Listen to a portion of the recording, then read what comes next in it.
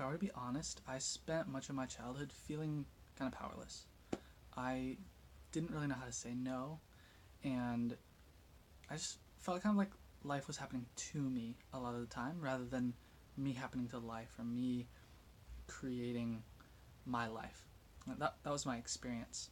And I carried that with me into adulthood, just this feeling of powerlessness. I have to do what other people say, I have to do the right thing so people like me, that kind of stuff.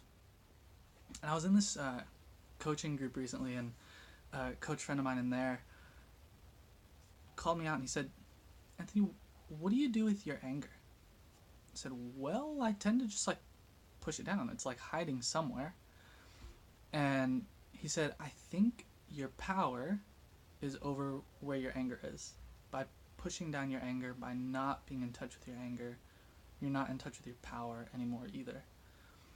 And as I sat with that feedback for the next couple weeks, I realized he was right.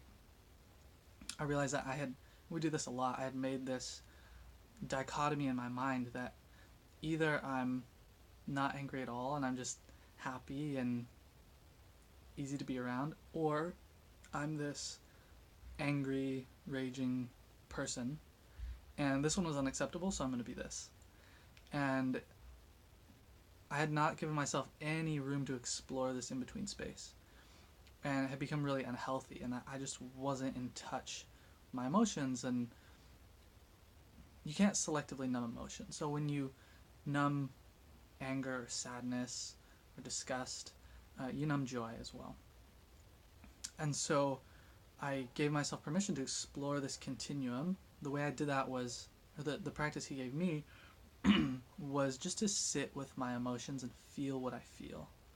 So when something happens that makes me feel a little bit angry, to be with that feeling, just to let it be in my body, to feel the intensity of it, the heat of it, whatever comes with that.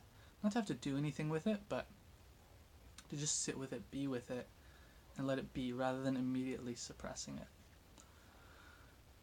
So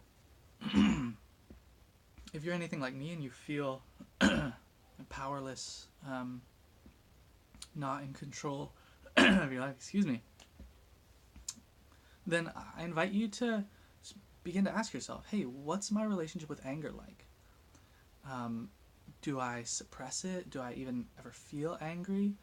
It wasn't until I asked myself that question that I began to notice, oh yeah, I don't really ever feel angry.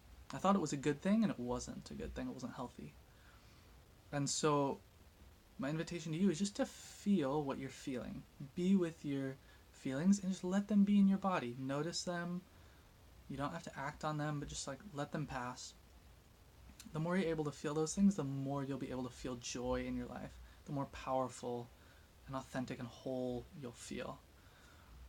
So I invite you to do that and to not be afraid of your anger. Even Jesus in the Bible had moments where he was angry and like turning over the tables. He acted on that in a healthy way, and he processed that in a healthy way instead of just suppressing it. So just ask yourself, what's my relationship with anger like? And explore this continuum. If you're pretty quick to get angry, maybe explore just like, well, what if I just sit with that and breathe into it a little bit and not be as impulsive? And if you tend to not feel angry at all, come into the middle as well and go, well, what if I just let that be for a bit? And notice what happens. And both of these will feel uncomfortable. Whenever you change and do something outside your norm, it's uncomfortable. So just sit in that discomfort a little bit and just see what happens.